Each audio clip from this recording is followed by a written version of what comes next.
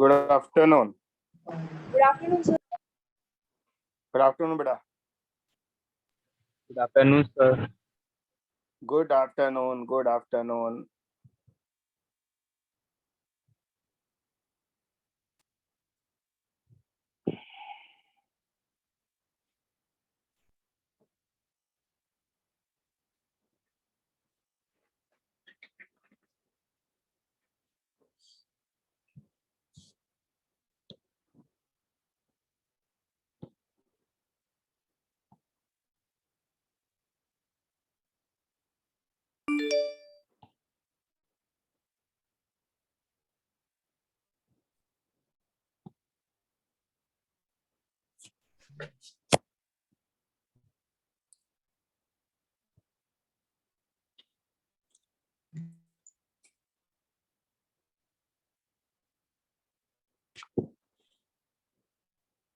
Good afternoon.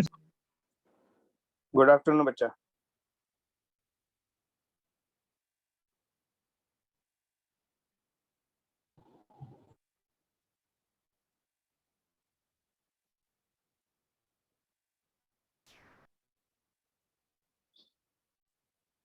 कल हमने definitions पढ़ ली थी।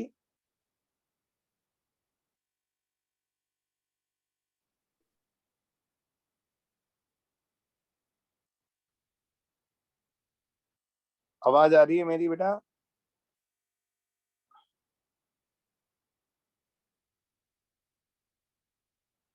Yes sir. और स्क्रीन दिख रही है ना? Yes sir. Yes sir. तो मैं कह रहा हूं कल हम लोगों ने ये डेफिनेशन सारी पढ़ ली थी। अवशोषण क्षमता, उत्सर्जन क्षमता, absorptive power, emissive power, spectral emissive power, emissivity, ये सब। आज हम स्टार्ट कर रहे हैं प्रीवोस्ट लॉ से। देखो, Prevost theory of heat exchange.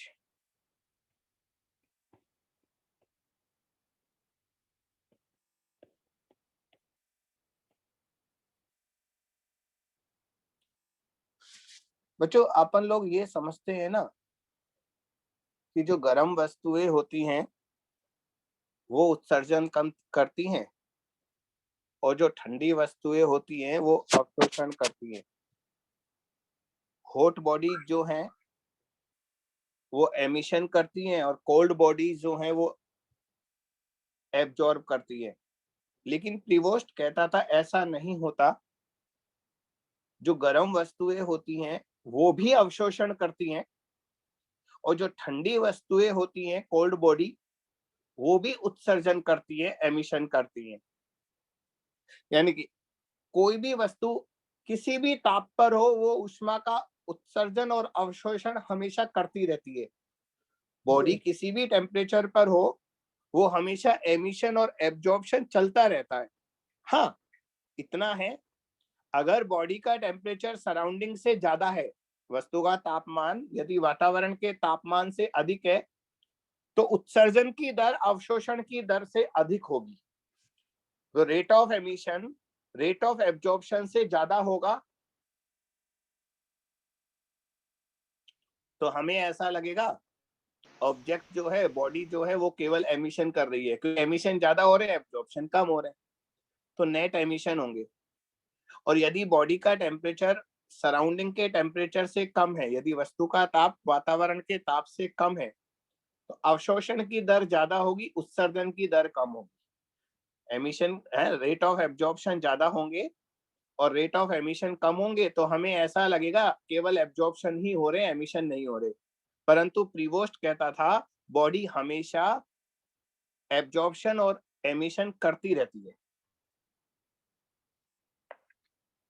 बच्चों, बात समझ में आई? लिखो। Yes sir. प्रीवोस्ट थ्योरी के अंदर लिखो। देखो, all bodies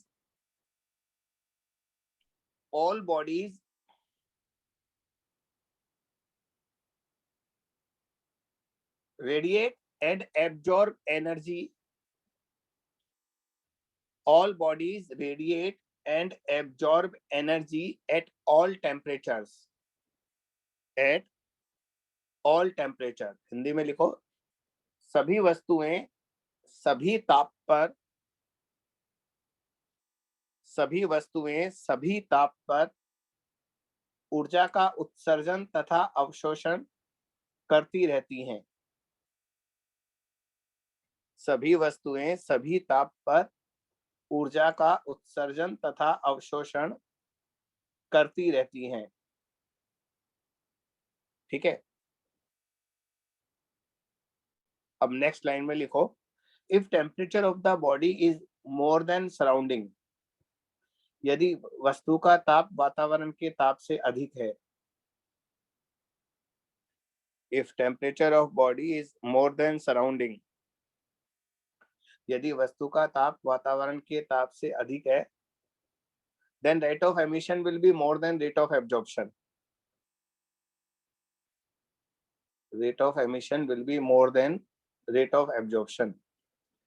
तो उत्सर्जन की दर अवशोषण की दर से अधिक होगी। उत्सर्जन की दर अवशोषण की दर से अधिक होगी। Full stop. उल्टा करके लिख लो,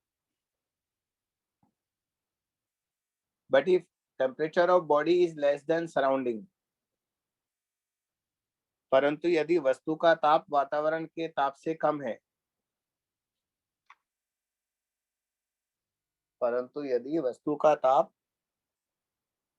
वातावरण के ताप से कम है,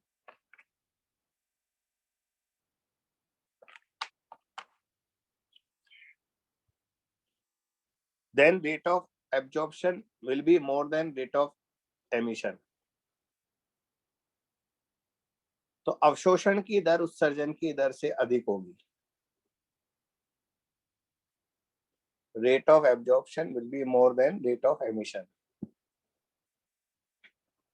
अवशोषण की दर उत्सर्जन की दर से अलग होगी।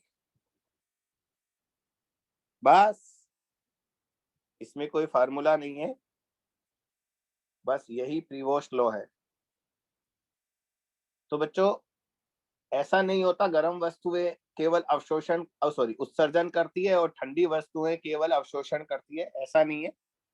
सभी वस्तुएं सभी ताप पर अवशोषण और उत्सर्जन करती रहती हैं। बाकी आगे की कहानी मैंने बता ही दी आपको। अब इसके बाद लिखो किरचॉफ्स लॉ।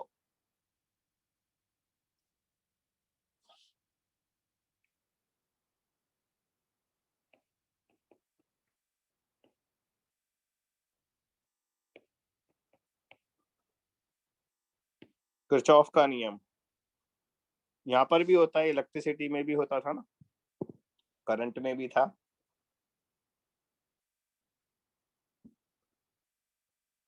आप में से किसी को आता है किरचॉफ लॉ? अगर आता है तो थोड़ा बताओ ना।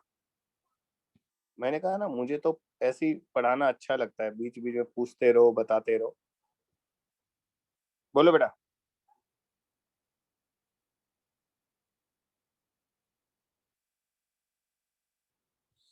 सर किसी पिंड का उत्सर्जन क्षमता उसके अवशोषण क्षमता के बराबर होता है। बराबर नहीं, समानुपाती बोलेंगे बेटा, है ना।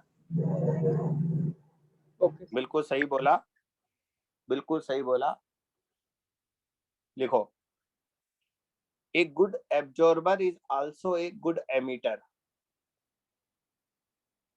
A good absorber is also a good emitter. Hindi में लिखो, एक अच्छा अवशोषक एक अच्छा उत्सर्जक भी होता है।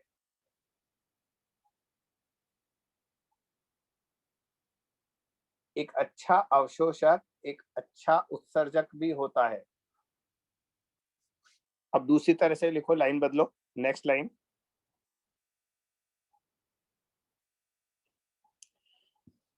Next line.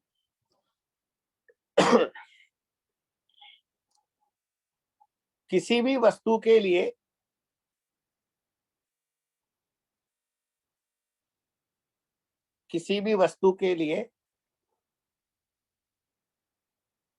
एक वर्णीय अवशोषण उत्सर्जन क्षमता, एक वर्णीय उत्सर्जन क्षमता, कॉमा अवशोषण क्षमता के समानुपाती होती है।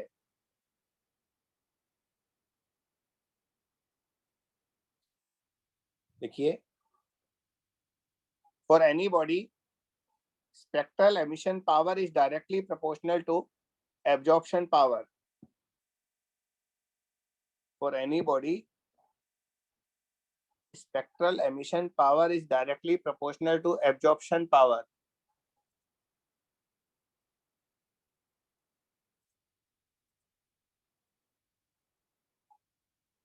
ठीक है, तो बेटा किसी भी ऑब्जेक्ट के लिए ई लैम्बडा जो है वो ए लैम्बडा के डायरेक्टली प्रोपोर्शनल है, या हम ये कह सकते हैं ई लैम्बडा अपॉन ए लैम्बडा कांस्टेंट होता है। पहली वस्तु के लिए ये बराबर होता है दूसरी वस्तु के लिए, पहली वस्तु का ई लैम्बडा अपॉन ए लैम्बडा दूसरी वस्तु के ई लैम्बडा अपॉन ए लैम्बडा के बराबर होता है। और सभी वस्तुओं के बराबर करने के बाद ये ब्लैक बॉडी के लिए बी फॉर ब्लैक कृष्णिका की ई लैम्बडा के बराबर होता है। क्योंकि बेटा कृष्णिका के लिए ए लैम्बडा 1 होता है ना, इसलिए नीचे मैंने ए लैम्बडा नहीं लिखा, उसके लिए केवल ई लैम्बडा लिखा है। ये लिख लो। तो पहली वस्तु के फर्स्ट ऑब्जेक्ट के लिए ई लैम्बडा अपॉन ए लैम्बडा, दूसरे ऑब्जेक्ट के लिए ई लैम्बडा अपॉन ए लैम्बडा, ये सब बराबर होते हैं और अंत में ये ब्लैक बॉडी के ई लैम्बडा के बराबर होंगे सेम टेम्परेचर पर। बच्चों ये सबका टेम्परेचर सेम होना चाहिए। Sir normal ratio emissive power और ऑब्जेक्टिव पावर सेम वो नहीं बोल सकते नॉर्मल इमिसिव पावर? क्या बेटा? जैसा स्पेक्ट्रल ना हो नॉर्मल इमिसिव पावर वो नहीं बोल सकते इमिसिव पावर ऑब्जेक्टिव पावर? हाँ, लेकिन ई लैम्बडा बोलने से वो और स्पेसिफिक हो जाता है फिर, यानी कि सेम वेवलेंथ रेंज में भी ई लैम्बडा और ए लैम्बडा का रेशियो सभी बॉडी के लिए बराबर होता है। तो अगर ई लैम्बडा अपॉन ए लैम्बडा सब बॉडी के लिए बराबर अगर है तो बेटा टोटल एमिशन पावर तो बराबर होगा ही होगा, ये पक्का ही है। इसलिए हमने और स्पेसिफिक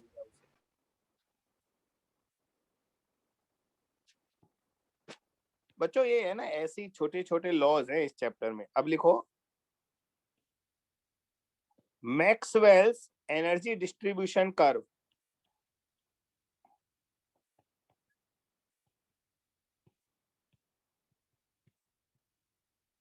है ना, Maxwell's energy distribution curve,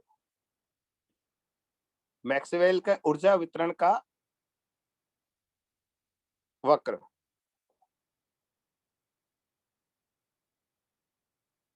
Maxwell का ऊर्जा वितरण वक्र। बच्चों मैक्सवेल ने ई लैम्बडा और ए लैम्बडा में ग्राफ बनाया, सॉरी ई लैम्बडा और लैम्बडा में ग्राफ बनाया। तो मैक्सवेल ने क्या देखा कि कम तरंग दैर्ध्य के भी उत्सर्जन होते हैं, ज्यादा तरंग दैर्ध्य के भी उत्सर्जन होते हैं, और मध्यम तरंग दैर्ध्य के भी उत्सर्जन होते हैं। यानी कोई भी वस्तु जब एमिशन करती है तो सारे वेवलेंथ करती है, ऐसा नहीं एक ही वेवलेंथ के एमिशन होते हैं ना। तुम किसी भी बॉडी को गर्म कर लो, सारे वेवलेंथ बाहर निकलेंगे, लेकिन एक वेवलेंथ पर्टिकुलर ऐसा होता है जिसका एमिशन सबसे ज्यादा होता है। तो बेटा ये ग्राफ है ना कुछ इस तरह का आता है।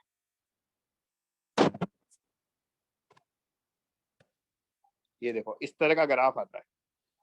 तो इसमें एक वेवलेंथ ऐसा है, ये देखो इसके उत्सर्जन सबसे ज्यादा है बेटा, इसे हम बोलते हैं लैम्बडा मैक्सिमम। बच्चों लैम्बडा मैक्सिमम अधिकतम तरंग दैर्ध्य नहीं है, बल्कि ये वो तरंग दैर्ध्य है जिसके उत्सर्जन सबसे ज्यादा है। समझ गए? लैम्बडा मैक्सिमम अधिकतम तरंग दैर्ध्य नहीं, अधिकतम तरंग दैर्ध्य तो आगे भी है, ये दो इन्फिनिटी तक जा रहा है ग्राफ, बल्कि लैम्बडा मैक्सिमम वो तरंग दैर्ध्य है जिसके उत्सर्जन सबसे ज्यादा है। बच्चों ये ग्राफ एक पर्टिकुलर टेम्परेचर पर बनाया है, मान लो T1 पर बनाया है हमने। अगर अब बच्चों हमें ना टेम्परेचर बढ़ा देना तो ये ग्राफ ऐसा हो जाता है, देखो। तो आप दो बात देखो, अगर आप टेम्परेचर बढ़ा दोगे, T2 T1 से ज्यादा है, तो ये बात इंपॉर्टेंट है, आप देखो टेम्परेचर बढ़ाने पर लैम्बडा मैक्सिमम बच्चों थोड़ा कम हो गया, ये पीक थोड़ा पीछे आ गया। मैं थोड़ा और अच्छा ग्राफ बना दूं, रुको, थोड़ा और अच्छा ग्राफ बनाते हैं।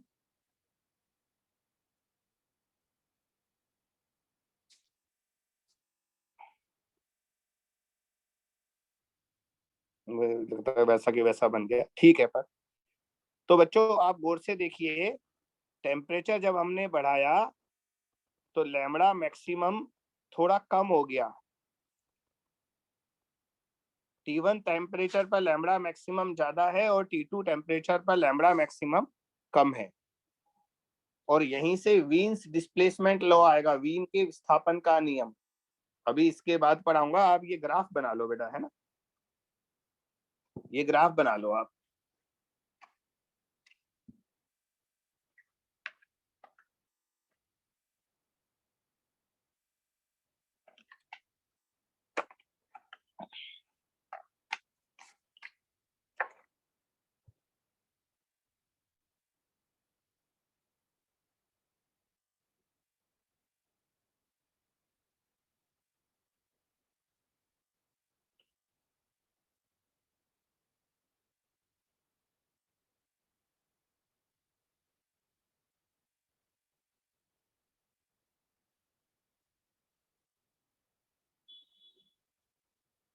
लिखो इसमें lambda maximum is equal to,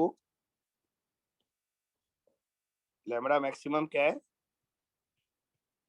this is the wavelength of maximum emission. बच्चों मैंने मैक्सिमम वेवलेंथ नहीं लिखा है, मैंने लिखा है this is wavelength of maximum emission.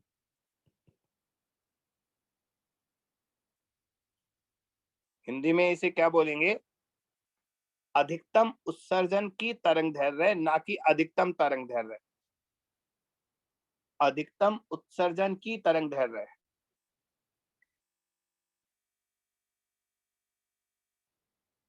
है ना।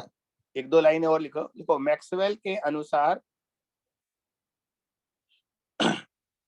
मैक्सवेल के अनुसार कोई भी वस्तु सभी तरंग दैर्घ्य के उत्सर्जन करती है। According to Maxwell, all bodies emit radiations of all wavelengths.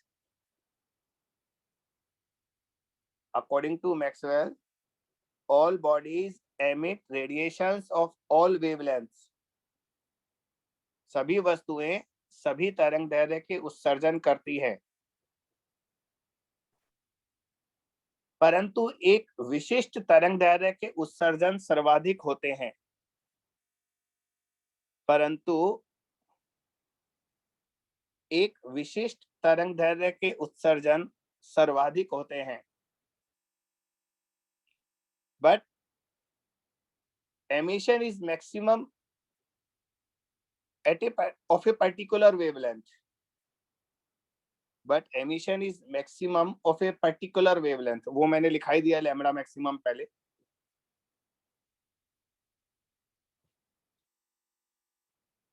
तो बेटा जब भी किसी वस्तु को गर्म करते हो तो सारे वेवलेंथ बाहर निकलेंगे, ऐसा नहीं है एक ही वेवलेंथ निकलेगा, लेकिन एक वेवलेंथ ऐसा जरूर होगा जिसके एमिशन मैक्सिमम है, जिसके उत्सर्जन सर्वाधिक है। अगली लाइन में लिखो, बहुत इंपॉर्टेंट लाइन है ये, देखो वक्र के नीचे का क्षेत्रफल, वक्र के नीचे का क्षेत्रफल कुल उत्सर्जन क्षमता के बराबर होता है। वक्र के नीचे का क्षेत्रफल कुल उत्सर्जन क्षमता के बराबर होता है। देखो इंग्लिश में, area under the curve is equal to total emission power. Area under the curve is equal to total emission power.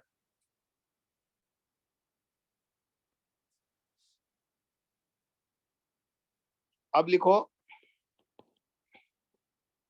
वीन्स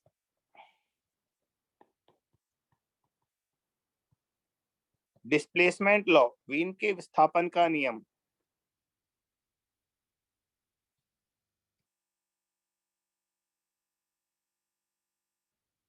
Wien के विस्थापन का नियम। बेटा अगर किसी को आता हो तो थोड़ा सा बताओ ना। So wavelength of maximum emission is inversely proportional to absolute temperature. Correct. बेटा मैंने अभी ग्राफ में भी दिखाया, जब हम टेम्परेचर बढ़ाते हैं तो लैम्बडा मैक्सिमम कम हो जाता है। लिखो according to Wien, wavelength of maximum emission is inversely proportional to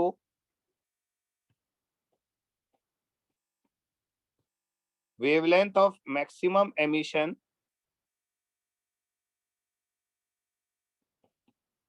is inversely proportional to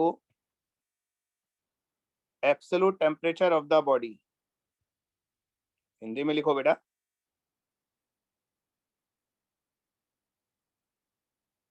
अधिकतम उत्सर्जन की तरंगदैर्घ्य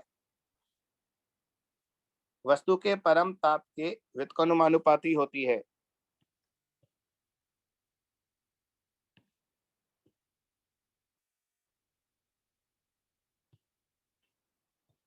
अधिकतम उत्सर्जन की तरंगदैर्घ्य वस्तु के परम ताप के व्युत्क्रमानुपाती होती है। और बेटा कांस्टेंट जो आता है उसे बोलते हैं वीन्स कांस्टेंट। बी क्या कहलाता है? वीन्स कांस्टेंट, वीन का नियतांक। वैल्यू बताओगे बेटा बी की? 2.9 into 10 to the power minus 3 meter Kelvin. कितना बेटा? 2.9 into 10 to the power minus 3 meter Kelvin. 2.83 होता है बेटा शायद। 2.88 होता है sir, 2.88 into 10 to the power। अब देखो अपन ने इतने सारे बता दिए। मीटर इंटू केल्विन, ये मिली केल्विन नहीं है, मीटर इंटू केल्विन है। चलो थोड़ा बहुत अंतर चलता है, 2.88 या 2.83। 2.88 लिख देता हूं मैं। 2.88 into 10 to the power minus 3। बच्चों मिली केल्विन नहीं है, मीटर इंटू केल्विन है, ध्यान रखना। तो बच्चों जैसे जैसे हम टेम्परेचर बढ़ाएंगे वैसे वैसे लैम्बडा मैक्सिमम कम होता जाएगा। आपको है ना इस पर एक इंटरेस्टिंग बात बताता हूं। देखो बच्चों, एक है ना, मान लो हम एक लोहे का गोला लेते हैं, आयरन स्फीयर, उसे गर्म करते हैं। जब ये बहुत गर्म हो जाएगा तो आपको लाल दिखाई देगा। लाल क्यों दिखाई देगा? क्योंकि जैसे जैसे हम उसका टेम्परेचर बढ़ा रहे हैं। बच्चों ढंग से सुनना, अगर ढंग से सुनोगे तो आप बहुत अच्छा को रिलेट कर पाओगे वीन्स लॉ से, इसको है ना, वीन्स लॉ को समझ पाओगे कह लो, और मजा भी आएगा। तो एक लोहे का गोला लिया हमने, उसे गर्म किया। शुरू में तो हमें है ना वो रेड दिखाई नहीं देता, लेकिन आसपास गर्मी जरूर लगती है गोले के आसपास, क्योंकि उससे जो एमिशन हो रहे हैं ना बेटा, वो इंफ्रारेड रीजन में होते हैं, उसके वेवलेंथ अवरक्त क्षेत्र में होते हैं। तो अवरक्त क्षेत्र में जो विकिरण होते हैं ना बेटा, वो हमें दिखते नहीं है, इंफ्रारेड रीजन में दिखते नहीं है, लेकिन गर्मी महसूस होती है हमें। फिर जैसे जैसे उस गोले का तापमान बढ़ाएंगे, टेम्परेचर बढ़ाएंगे हम, तो अकॉर्डिंग टू वीन्स लॉ जैसे जैसे टेम्परेचर बढ़ाओगे ना तो लैम्बडा कम होता जाएगा। और अवरक्त क्षेत्र से अगर आप लैम्बडा कम करते आओगे तो सबसे पहले कौन आएगा? लाल आएगा ना, रेड। बच्चों हाँ या ना? Yes, sir. अगर इंफ्रारेड से वेवलेंथ कम करोगे तो सबसे पहले लाल रंग दिखाई देगा, इसलिए गोला आपको लाल लाल दिखाई देगा। जब आपको वो गोला, वो स्फीयर रेड दिखाई दे तो समझ जाओ कि इसका टेम्परेचर इतना हो चुका कि लैम्बडा मैक्सिमम रेड कलर के बराबर हो गया। आप और टेम्परेचर बढ़ाओ तो पता है विबग्योर के हिसाब से, इसको तो पहचानते होंगे ना आप, तो सबसे पहले गोला आपको रेड दिखाई देगा, फिर और टेम्परेचर बढ़ाओगे वेवलेंथ और कम हो जाएगा, ऑरेंज दिखाई देगा, फिर और टेम्परेचर बढ़ाओ गोले का, आपको येलो दिखाई देगा। सच्ची में वास्तव में मतलब कहीं पर ऐसी कोई भट्टी मिल जाए ना जो इतना तापमान बना सके, तो वहां पर देखना है इसको। फिर और गर्म करोगे तो ग्रीन दिखाई देगा, धीरे धीरे करके नीला हो जाएगा स्फीयर। तो जब बेटा ब्लू हो जाए ना, ब्लू या वॉयलेट बैंगनी हो जाए, तो समझ जाओ इसका टेम्परेचर बहुत ज्यादा हो चुका। तो टेम्परेचर जैसे जैसे बढ़ाओगे लैम्बडा मैक्सिमम कम होता जाएगा और आपको उसके कलर अलग अलग दिखाई देंगे। हालांकि इतना तापमान पहुंचते पहुंचते तो बेचारा हमारा गोला, हमारा स्फीयर मेल्ट हो जाएगा, पिघल जाएगा। परंतु अगर इसका क्या बोलते हैं, मेल्टिंग पॉइंट बड़ा हाई है ना, तो आपको ये कलर जरूर दिखाई देंगे।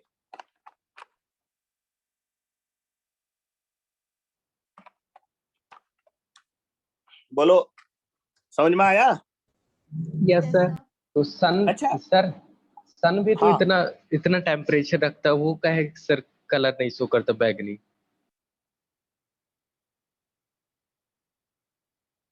नहीं मेरी बात सुनो, एक्चुअली सन से तो बेटा सारे वेवलेंथ निकलते हैं, इसलिए व्हाइट लाइट बन जाती है। अपने यहाँ तक पहुंचते पहुंचते तो वो कलर बहुत मतलब टेम्परेचर कम हो जाता है ना। सन को तो हम इतनी दूर से दिख रहे हैं, हम वहां जाकर थोड़ी ना सन दिख रहा है, समझो। सन को हम यहाँ से देख रहे हैं, तो यहाँ तक तो चेंज हो जाते हैं ना। Yes sir. अच्छा, मैं एक एग्जांपल और दे रहा था। आप है ना कैंडल की फ्लेम को देखना, मोमबत्ती की लो को।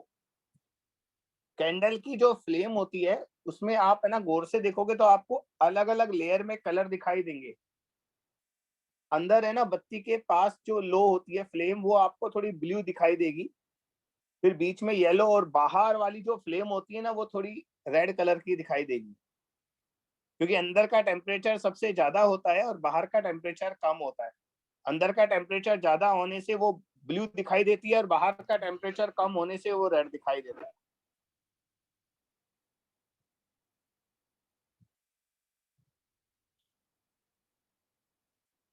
तो बच्चों ये सब वीन्स डिस्प्लेसमेंट थे। अब आगे चलते हैं। एक क्वेश्चन में इकट्ठे करा दूंगा, आप टेंशन मत लो। एक बार ये सारे लॉ लिख लो। अब लिखो स्टीफन बोल्ट्जमैन लॉ, या स्टीफन्स लॉ लिख लो केवल। स्टीफन्स लॉ, देखो ये कैसा चैप्टर है जब से हम कितनी सारी डेफिनेशन और वो लिख चुके। हाँ बेटा, स्टीफन्स लॉ बताओ क्या होता है। एक बार आप बोलो, आप तब से मेरी हेल्प कर ही रहे हो, यहाँ भी कर दो।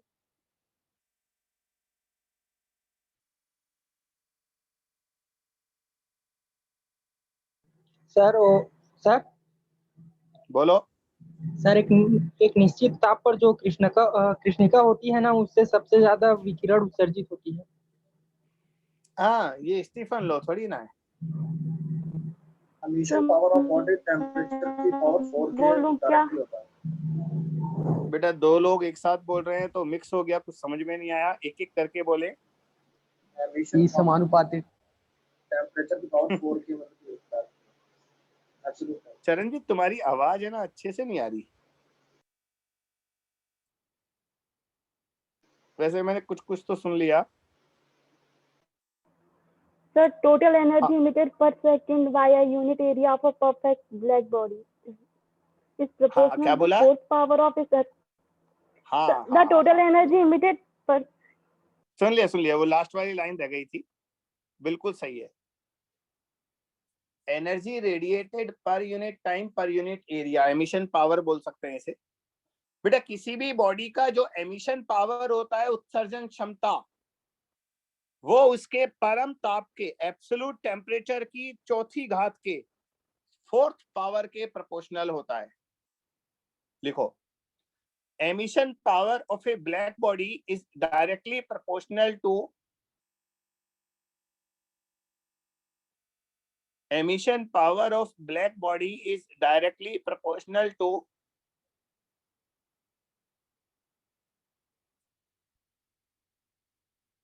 fourth power of its absolute temperature। Hindi में लिखो, कृष्णिका की उत्सर्जन क्षमता उसके परम ताप की चतुर्थ घात के समानुपाती होता है।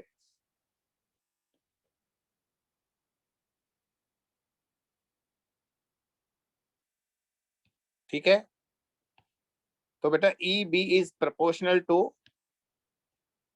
T raise to the power 4, constant होता है सिग्मा, स्टीफन्स कांस्टेंट कहलाता है, स्टीफन का नियतांक।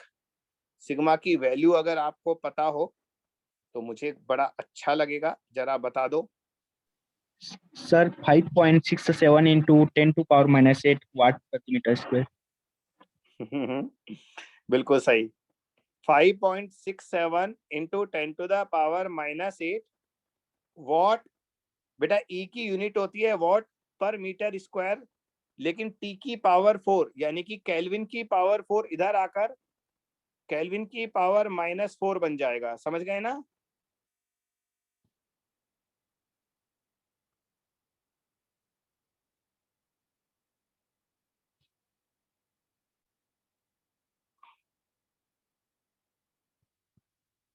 ये फिर आज गड़बड़ शुरू हो गई।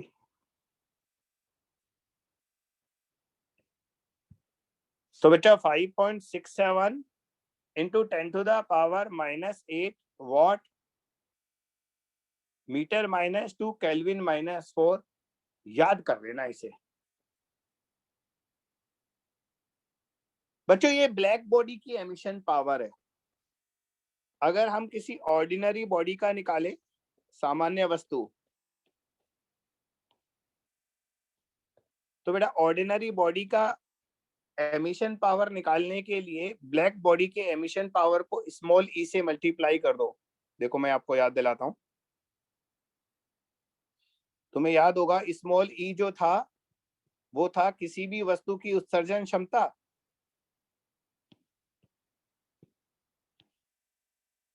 अपॉन ब्लैक बॉडी की उत्सर्जन क्षमता।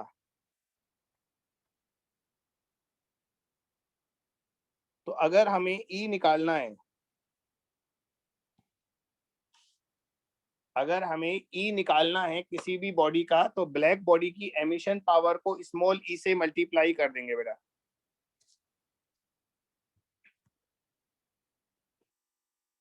तो ई बराबर हो जाएगा small E into black body, यानी कि ई बराबर स्मॉल ई सिग्मा टी की पावर 4।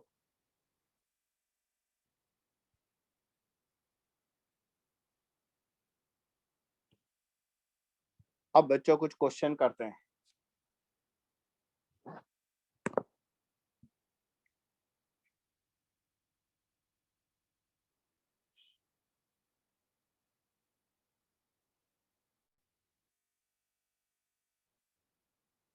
अब कुछ क्वेश्चन करते हैं, बहुत देर से लिख रहे हैं आप, पन्ने पलट पलट कर जो भी आपको देखना हो, लॉ देख लीजिएगा, फार्मूला देखना हो, वैल्यू देखनी हो, अभी तो देख लीजिएगा क्योंकि याद नहीं होगी, बाद में याद करनी है। बेटा एक बॉडी है, उसका 27 डिग्री सेंटीग्रेड पर एमिशन पावर ई है।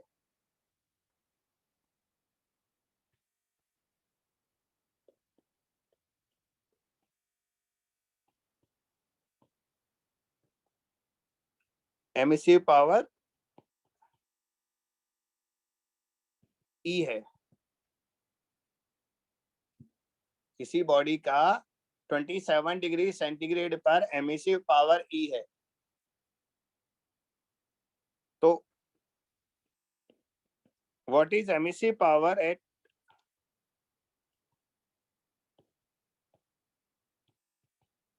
927 डिग्री सेंटीग्रेड?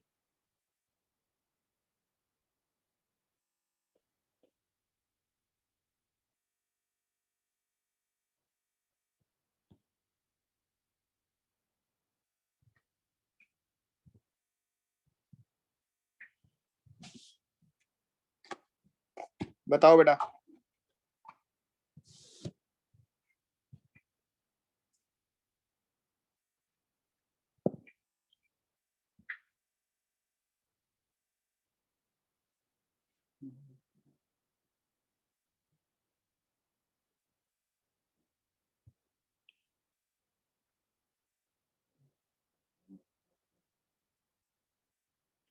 मनीष तो लेकर ही आंसर बैठा रहता है क्या?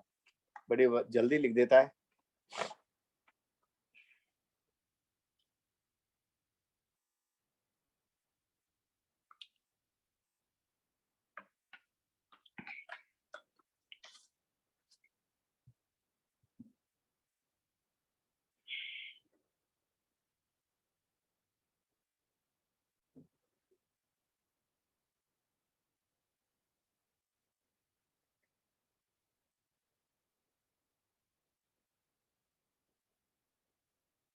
चरणजीत, आकाश और मनीष तीनों का आंसर सेम है, आपको दिख ही रहा है, देख लो।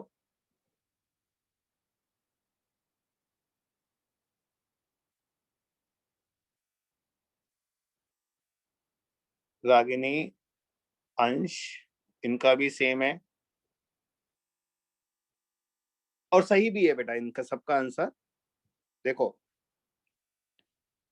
ऐसे करो इसे बेटा, E प्रोपोर्शनल टू T की पावर 4 होता है ना, तो हम इसे ऐसे लिख सकते हैं ना, E1 upon E2, sigma cut जाएगा, T1 अपॉन T2 की पावर 4 आएगा, E1 upon E2 T1 upon T2 की पावर 4 आएगा। दिस इंप्लाइज E1 मैंने E दिया है और E2 अपन E डैश मान लेते हैं। 27 डिग्री सेंटीग्रेड का मतलब T1 300 है, 927 का मतलब T1 1200 है बेटा। तो जो E डैश आएगा वो आएगा 300 1200 काट दो, नीचे 4 बचेगा, 4 की पावर 4 बेटा 256 ही होता है। तो ऐसे करते हैं।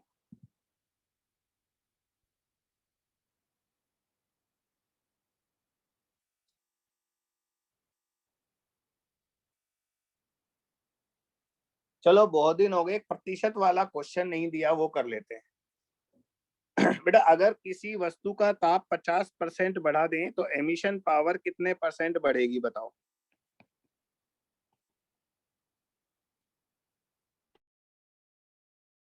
बाय 50%।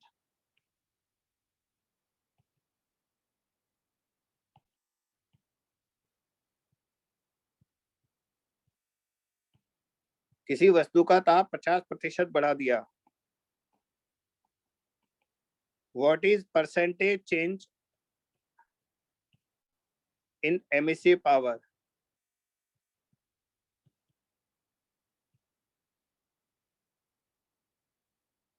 तो बेटा उत्सर्जन क्षमता में प्रतिशत परिवर्तन कितना होगा बताओ?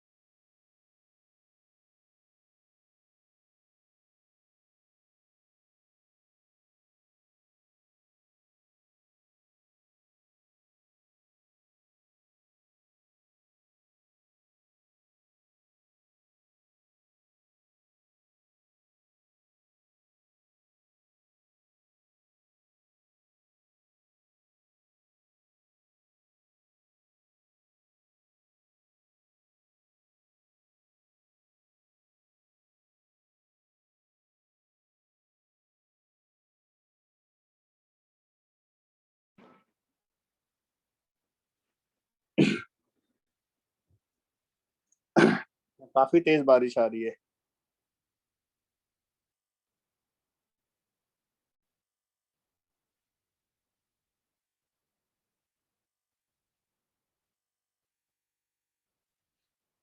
अभी एमपी में हुआ था ना सर खतरनाक बारिश। हाँ इस समय बाहर बहुत तेज बारिश है।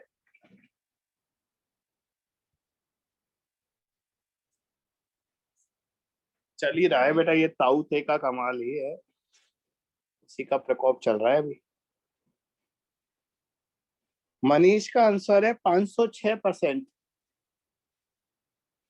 मनीष तो एक घटाना भूल गया उसमें से।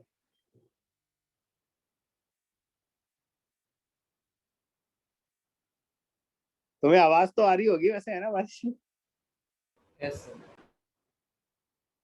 काफी तेज है बात। सारी खिड़कियां बंद कर रखी है तब इतनी आवाज है, खोल दूंगा तो अभी तूफान आ जाए।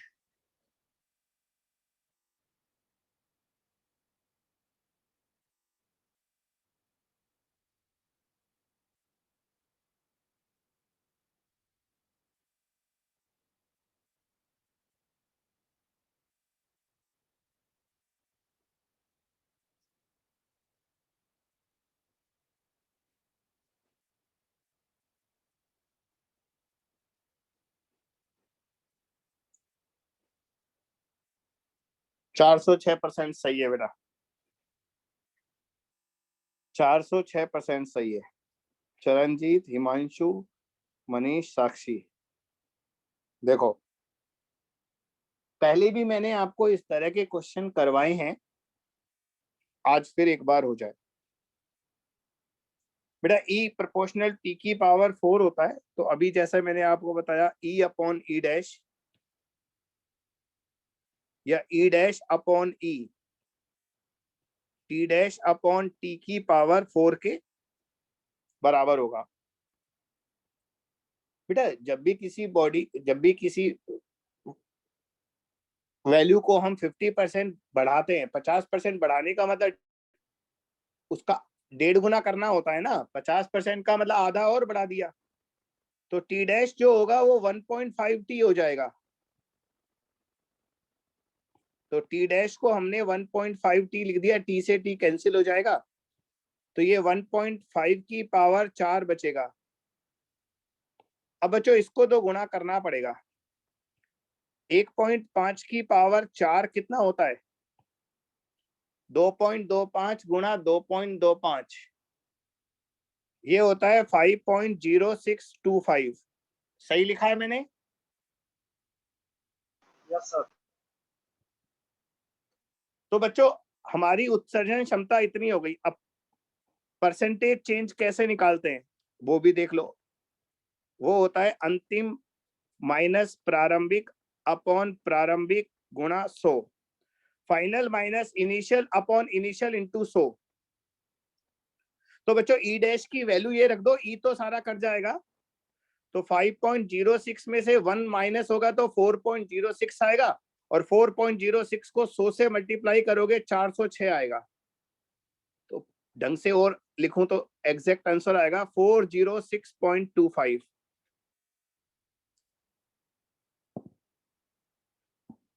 406.25।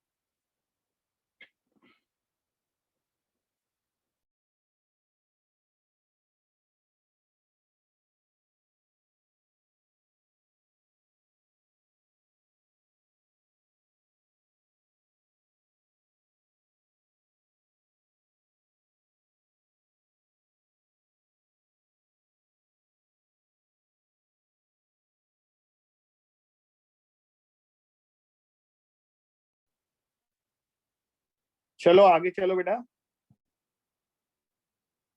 ये तो परसेंटेज वाला क्वेश्चन मैंने ऐसे बीच में दे दिया बेटा।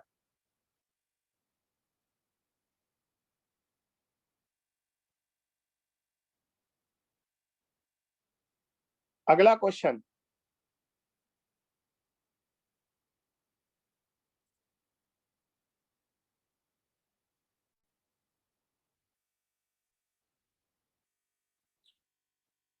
बच्चों एक बात बताओ, एक थ्योरेटिकल क्वेश्चन है, कैलकुलेशन नहीं है।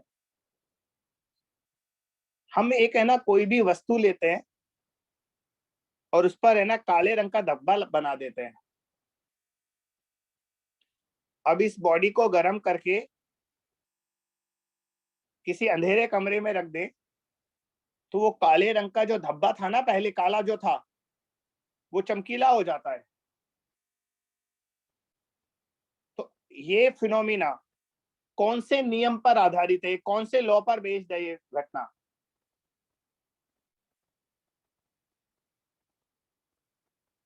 बच्चों आवाज आ रही है ना मेरी?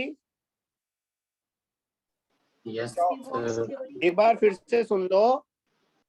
किसी बॉडी पर एक ब्लैक स्पॉट बनाया, काला धब्बा, वस्तु को गर्म किया और अंधेरे कमरे में रख दिया, तो अंधेरे कमरे में रखने के बाद वो काला धब्बा चमकीला दिखाई देगा आपको एकदम।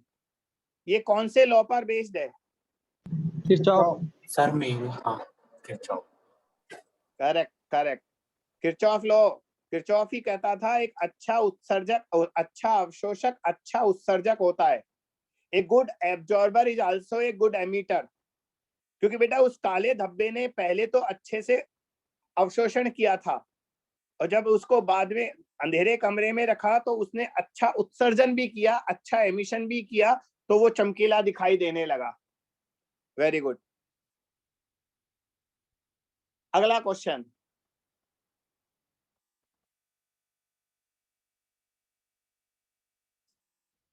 बेटा एक वस्तु है, उसका 127 डिग्री सेंटीग्रेड पर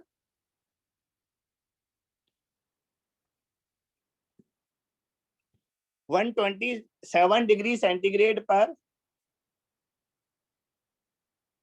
जो रेट ऑफ एमिशन है ना, रेट ऑफ एमिशन वो है 10 to the power 6।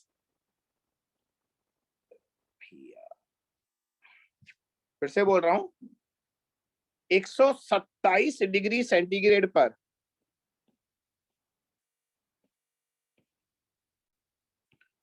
जो उसका ई तो नहीं बोलना चाहिए, वॉट पर मीटर स्क्वायर में दिया है, तो dq बाई dt है एक तरह से, dq बाई dt। इसे रेडिएशन पावर भी कहते हैं। मैं इसलिए रुक गया, मैं इसे सिंबल क्या दूं, तो रेडिएशन पावर लिख देते हैं बेटा इसे। तो इसका भैया ये क्या हो रहा है?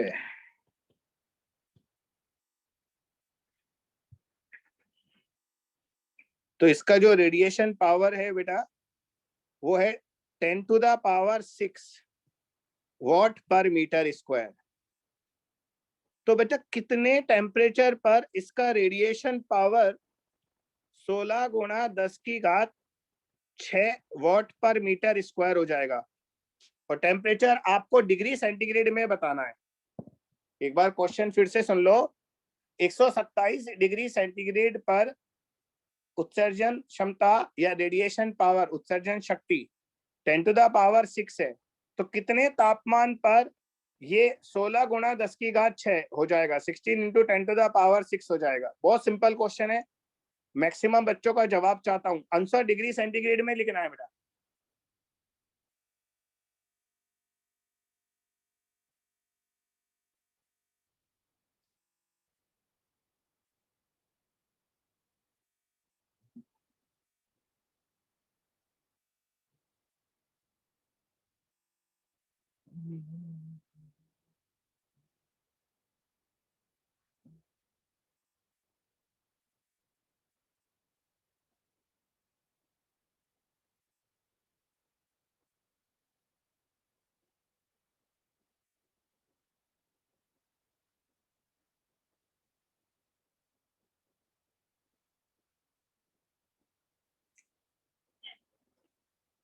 बेटा जवाब दो। आकाश ने 527 बोला और मनीष ने भी 527 बोला।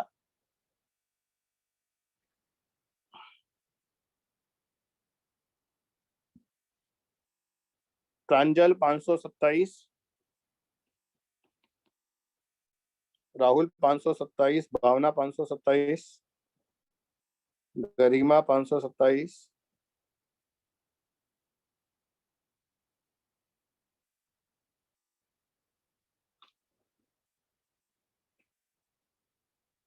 चलो बेटा देखो हम करते हैं, ध्यान दो बेटा।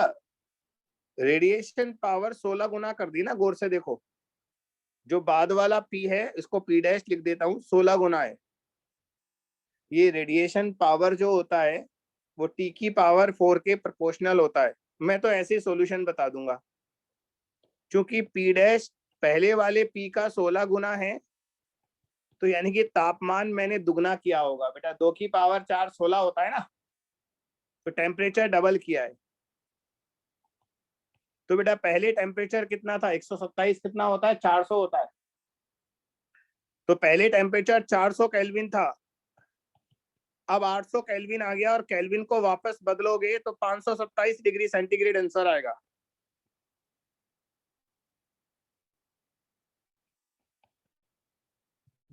ठीक है, नेक्स्ट क्वेश्चन। बेटा दो गोले हैं, समान पदार्थ के बने हैं, लेकिन उनका रेडियस जो है वो 1 मीटर और 4 मीटर है। पहले वाले का रेडियस 1 मीटर है स्फेयर का, दूसरे गोले का रेडियस 4 मीटर है। पहले वाले का टेम्परेचर 4000 केल्विन है, और बेटा दूसरे वाले का टेम्परेचर जो है वो 2000 केल्विन है। तो आपको रेडिएशन पावर का रेशो बताना है, कितना होगा, P1 अपॉन P2। बेटा एमिशन पावर और रेडिएशन पावर में थोड़ा सा मैंने अंतर बनाया है। जैसे एमिशन पावर होती है ना, एमिसिव पावर, वो तो एकांक क्षेत्रफल से एकांक समय में उत्सर्जित ऊष्मा होती है, और ये जो मैं P लिख रहा हूं ये केवल एकांक समय में है, एकांक क्षेत्रफल नहीं है। तो ये कह लो P जो होता है वो E और A क्षेत्रफल का गुणनफल होता है। क्या बोल रहा हूं मैं, जो P होता है वो एमिसिव पावर इनटू एरिया होता है बस। तो उससे आपको ये क्वेश्चन करना है।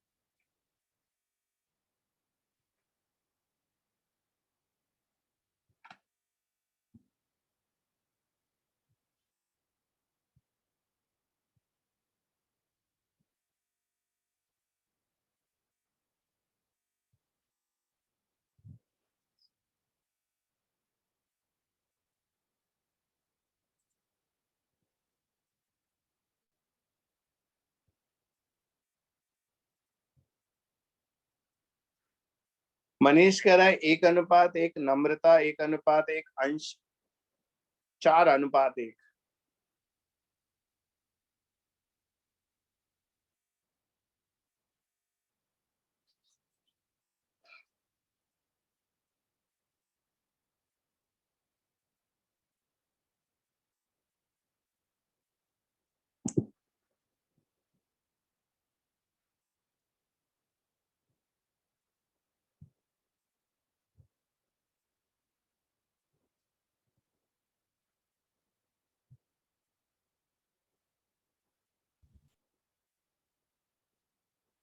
1:1 ज्यादा है, 4:1 दो बच्चों का है। तो बच्चों मैं सॉल्यूशन शुरू कर रहा हूं। अंश कह रहा है 1:1 ही होगा। ठीक है बेटा, तो मैंने क्या कहा, जो पावर होता है वो एमिसिव पावर उत्सर्जन क्षमता गुणा एरिया होता है बेटा।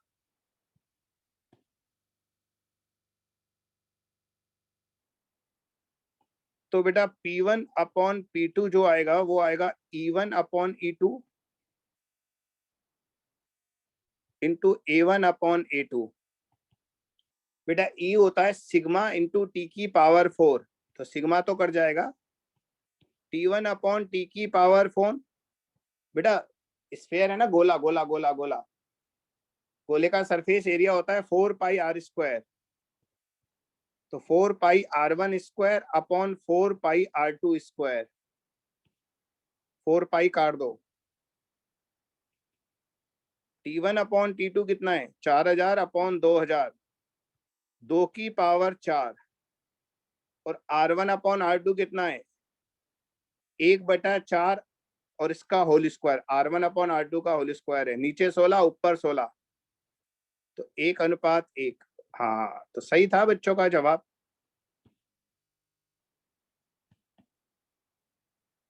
बच्चों का जवाब सही था बेटा। अगला क्वेश्चन,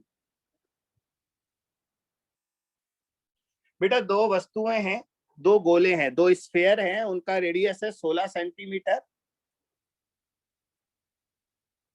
और 18 सेंटीमीटर।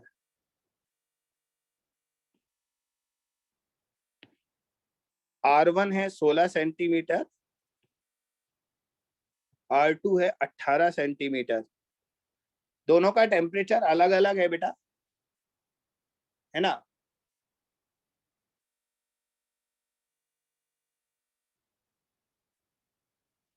बच्चों पहली बॉडी के लिए लैम्बडा मैक्सिमम 500 नैनोमीटर है और दूसरी बॉडी के लिए लैम्बडा मैक्सिमम 1500 नैनोमीटर है। अधिकतम उत्सर्जन की तरंग दैर्घ्य बेटा, है ना।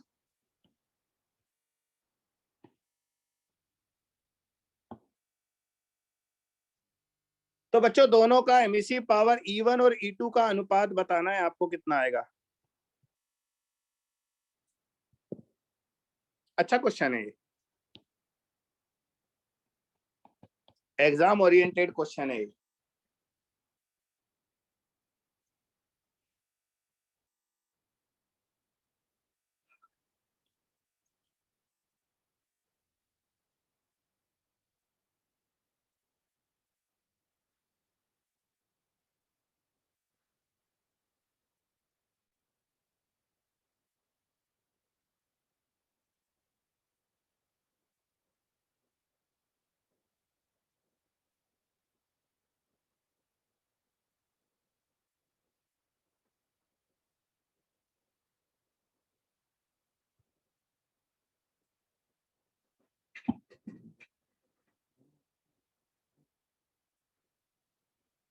आकाश कह रहा है 9:1 और मनीष कह रहा है 64:1।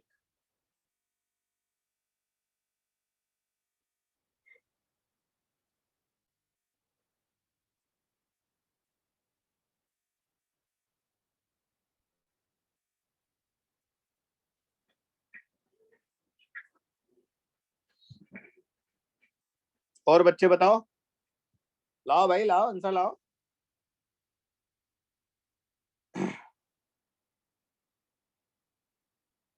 बेटा E होता है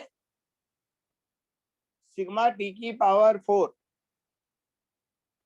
बच्चों एक मिनट, मुझसे एक गलती हो गई, मैंने एमिसिव पावर का रेशो पूछ लिया ना। हाँ हाँ हाँ, तो उसमें तो रेडियस काम ही नहीं आएगा। तो बेटा आप है ना P1/P2 निकाल कर दो, दोबारा आंसर बदल दो, है ना। क्वेश्चन में चेंज कर रहा हूं, उसमें रेडियस काम ही नहीं आएगा। P1/P2 रेडिएशन पावर का रेशो निकाल दो आप। अब आंसर बदल जाएगा। ये दो बच्चों ने जवाब दिया, ये भी अपना आंसर बदल लो।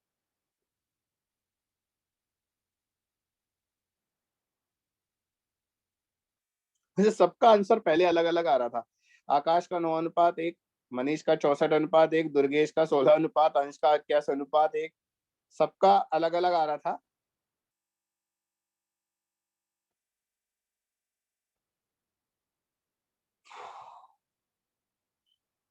बच्चे अब कह रहे हैं 64:1, नम्रता और मनीष।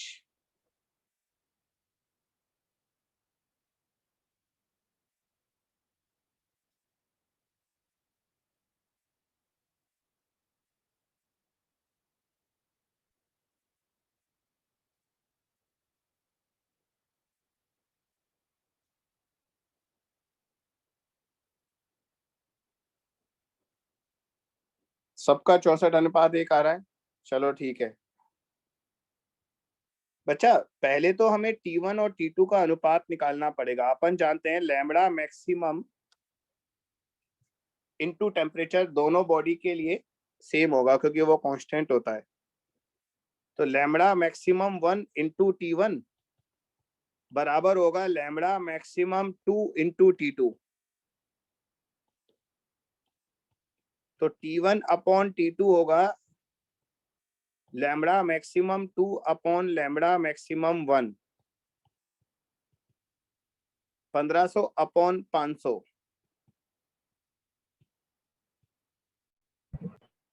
यानी कि 3। अब बच्चों हम जानते हैं पावर का जो रेशो होता है वो E गुणा A होता है, E1 upon E2 into A1 upon A2। बच्चों E1 अपॉन E2 जो होगा वो T1 अपॉन T2 की पावर 4 होगा, और A1 अपॉन A2 जो होगा वो R1 अपॉन R2 की पावर 2 होगा। तो T1 अपॉन T2 तो 3 आ गया, तो 3 की पावर 4। बेटा R1 अपॉन R2 कितना है? 16/18, यानी कि 8/9। सही बोल रहा हूं ना मैं?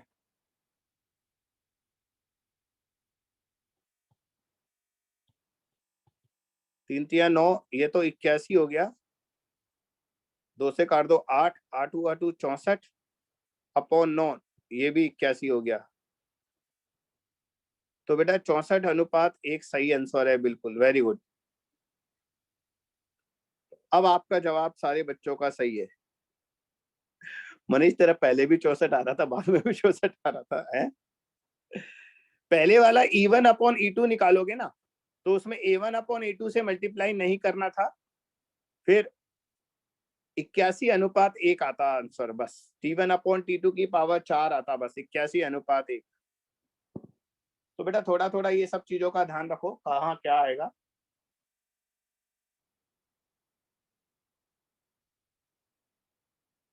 अच्छा एक बात बताओ, सर्दियों के दिनों में ठंड लगती है ना, तो हम अपनी शरीर को सिकोड़ लेते हैं, श्रिंक कर लेते हैं। ऐसा क्यों करते हैं बताओ, क्या होता है शरीर को सिकोड़ने से?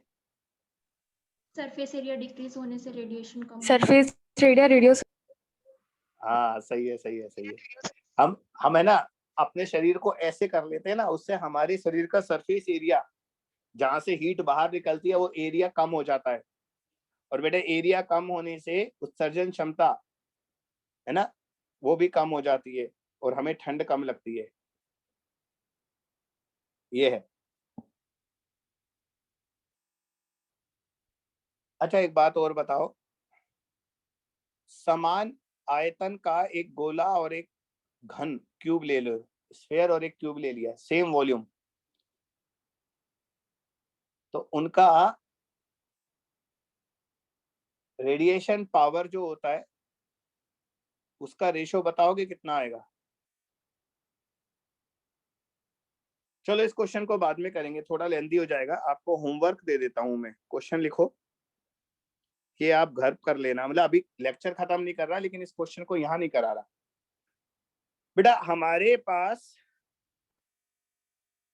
सेम वॉल्यूम के, समान आयतन के एक स्फीयर है और एक क्यूब है ना? एक स्फीयर है और एक क्यूब है, एक गोला है और एक घन है, दोनों का आयतन समान है, दोनों का टेम्परेचर भी सेम है, सब कुछ सेम है, आयतन सेम है। तो इनके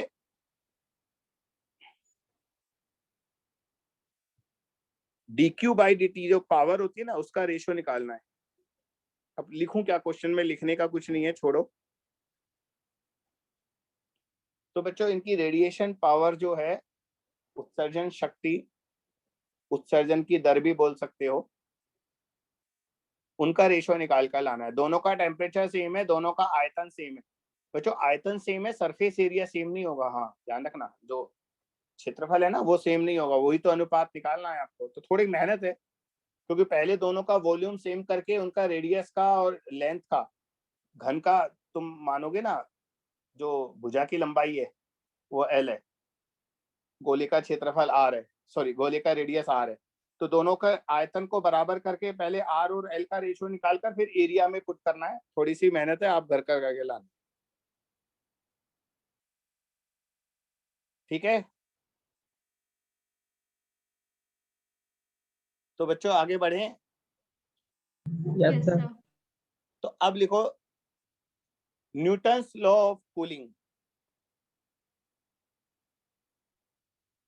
न्यूटन्स लॉ ऑफ कूलिंग, ज्यादा कुछ नहीं बचा इस चैप्टर में, थोड़ा बहुत बचेगा तो कल कर लेंगे। कल पहले फिर थ्योरी पढ़ेंगे, डाउट बाद में करेंगे। डाउट लेकर आना आप, है ना?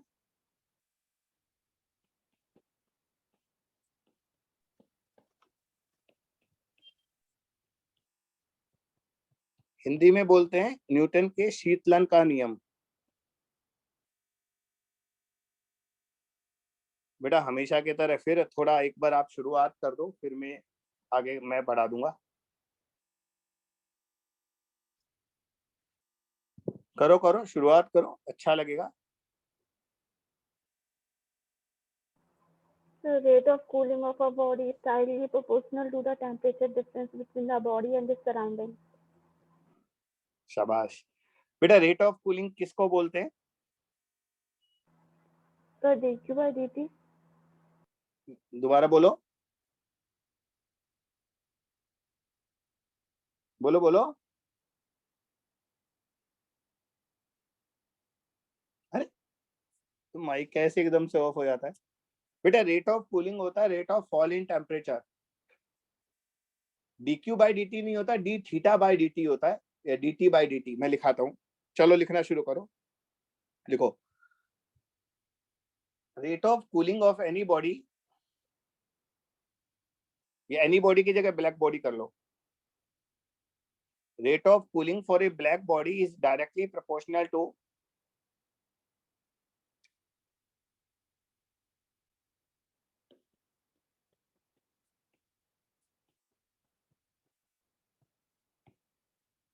Temperature difference between body and surrounding, है ना? Temperature difference between body and surrounding. देखो किसी कृष्णिका के लिए शीतलन की दर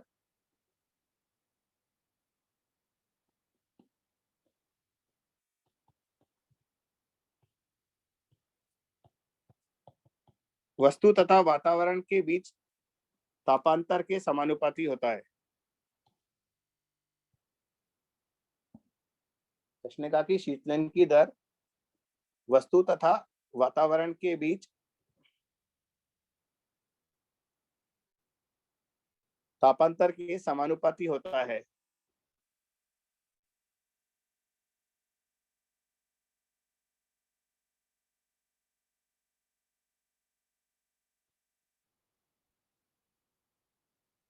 ये लिख लो बेटा। बेटा रेट ऑफ कूलिंग जो होता है ना, वो ये होता है, गौर से देखो, ये ऊपर डेल्टा टी है ताप में अंतर, और नीचे समय है। dq बाई dt नहीं होता ये। और बेटा एक कांस्टेंट आता है k।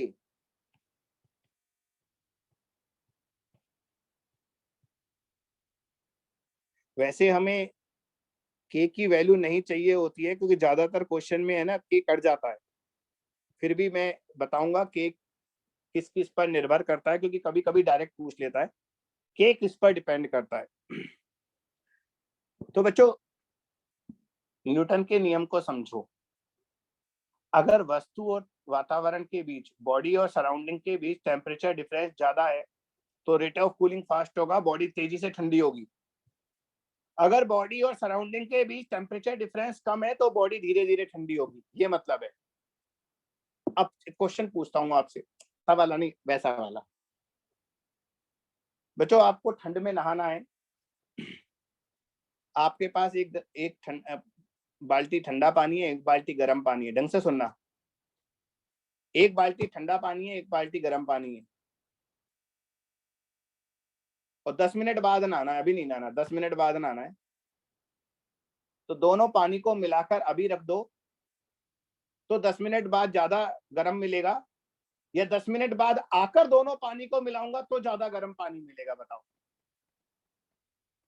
आकर सर 10 मिलाने मिनट पे। बाद आकर मिलाएंगे तब। शुरू में मिलाएंगे तो सर। शुरू में मिलाएंगे तब। क्वेश्चन एक बार फिर से सुनो।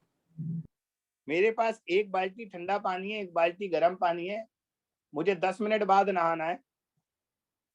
मैं दोनों बाल्टी को पानी को अभी मिलाकर रखूंगा और 10 मिनट बाद आकर चेक करूंगा तो टेम्परेचर ज्यादा होगा, या 10 मिनट बाद आने के बाद दोनों पानी को मिलाऊंगा और फिर टेम्परेचर चेक करूंगा तो ज्यादा आएगा? किस केस में ज्यादा आएगा ये पूछा है मैंने। तो बच्चों ने जवाब दिया सर सर फर्स्ट वाले सेकंड केस में। सेकंड फर्स्ट वाले केस में सर। नहीं बेटा, सेकंड केस में नहीं, फर्स्ट पहले वाले से केस मिला में। के रखेंगे। हाँ, पहले से अगर आप दोनों पानी को मिला के रख दोगे तो ज्यादा गर्म मिलेगा आपको। उसका कारण है, अगर आपने अभी नहीं मिलाया ना, तो वो जो गर्म पानी है उसका टेम्परेचर बहुत ज्यादा है, उसकी रेट ऑफ कूलिंग बहुत फास्ट होगी बेटा, तो उससे ज्यादा ऊष्मा की हानि हो चुकी होगी, तो बाद में मिलाएंगे तो हमें कम गर्म मिलेगा। लेकिन पहले ही मिलाकर रख दोगे तो टेम्परेचर ऑलरेडी कम हो चुका है, तो रेट ऑफ कूलिंग कम होगा, हमारी ऊष्मा हानि कम होगी। ये है लॉजिक। तो बेटा ये सारी चीजें लगती हैं, ऐसी बात नहीं है, दैनिक जीवन में डेली लाइफ में ये सब काम आते हैं अपनी, जो हम पढ़ते हैं। बच्चों ये जो के होता है,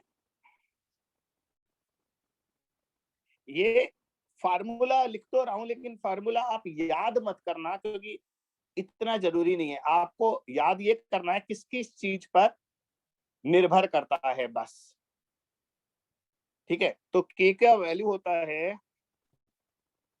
यहां लिख देता हूं, 4e सिग्मा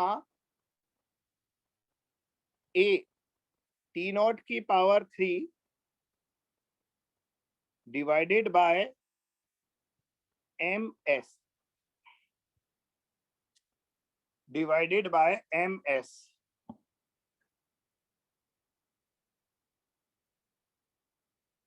अब बताऊं ये क्या क्या होता है।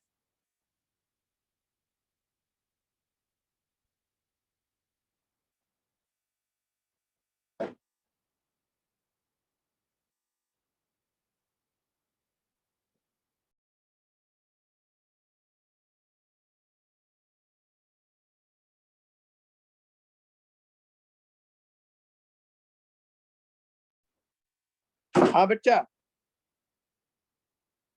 ये जो के है इसका फार्मूला एग्जैक्टली नहीं रटना, मैं फिर बता दूं, लेकिन किस किस चीज पर डिपेंड करता है वो जरूर याद करना है।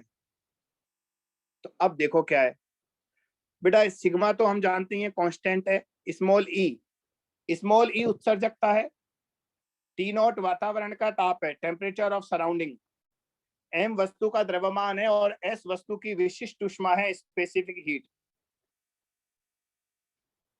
सुना आपने? सर ए वस्तु का क्षेत्रफल है बेटा, वस्तु का क्षेत्रफल, surface area of body. T0 हाँ, स्मॉल ई तो एमिसिविटी है ना बेटा, वो शुरू में बताया था, स्मॉल ई एमिसिविटी उत्सर्जकता, ये वाला ई, ये वाला। तो स्मॉल ई एमिसिविटी है, कैपिटल ए सरफेस एरिया है बॉडी का, T0 वातावरण का ताप है, temperature of surrounding, m body का मास है, वस्तु का द्रव्यमान, और s स्पेसिफिक हीट है, वस्तु की विशिष्ट ऊष्मा।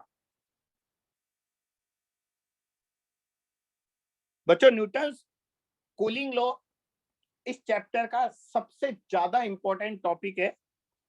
अभी तक जितने भी प्रश्न आए हैं उनमें सबसे ज्यादा इसी टॉपिक पर आए हैं, बता दूं। तो इसको हम कल ढंग से करेंगे, शुरुआत में यही करेंगे, ज्यादा टाइम नहीं लगेगा, उसके बाद आपके डाउट भी ले लूंगा, दोनों काम हो जाएंगे। तो आज तो हमें लेक्चर यहीं खत्म करना पड़ेगा, कल हम यहीं से शुरुआत करेंगे। अच्छा, न्यूटन्स लॉ की एक दो कंडीशन होती हैं, एक तो वस्तु और वातावरण के बीच टेम्परेचर डिफरेंस है ना, बहुत ज्यादा नहीं होना चाहिए बेटा, 20-30 डिग्री से ज्यादा टेम्परेचर डिफरेंस हुआ तो न्यूटन्स कूलिंग लॉ नहीं लगता। दूसरा, आप है ना वस्तु को फूंक मार कर ठंडा नहीं करोगे, कभी ऐसे ठंडा करना शुरू कर दो, फिर न्यूटन्स कूलिंग लॉ नहीं लगेगा, नहीं, उसको अपने आप ठंडा होने दो।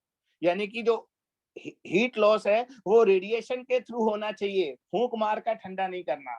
तो ये दो कंडीशन आप लिख लेना, न्यूटन के नियम की शर्तें, वस्तु और वातावरण के बीच तापांतर अधिक नहीं होना चाहिए, है ना, टेम्परेचर डिफरेंस ठंडा करने के लिए फ्रिज में भी नहीं रख सकते? नहीं रख सकते हो, वो तो नेचुरल, पंखा नहीं चलना चाहिए लेकिन फ्रिज के अंदर, वो तो टेम्परेचर तो जितना डिफरेंस ज्यादा करेगा रेट ऑफ कूलिंग उतनी ज्यादा होगी, जल्दी ठंडा होगा, इसीलिए तो फ्रिज में जल्दी ठंडी होती है चीजें, टेम्परेचर डिफरेंस बढ़ जाता है ना। तो temperature difference between body and surrounding should not be, मतलब should not be more much high, है ना, मच हाई, ज्यादा नहीं होना चाहिए। it should be less. Yes, sir. और दूसरा rate of heat loss should be through radiations.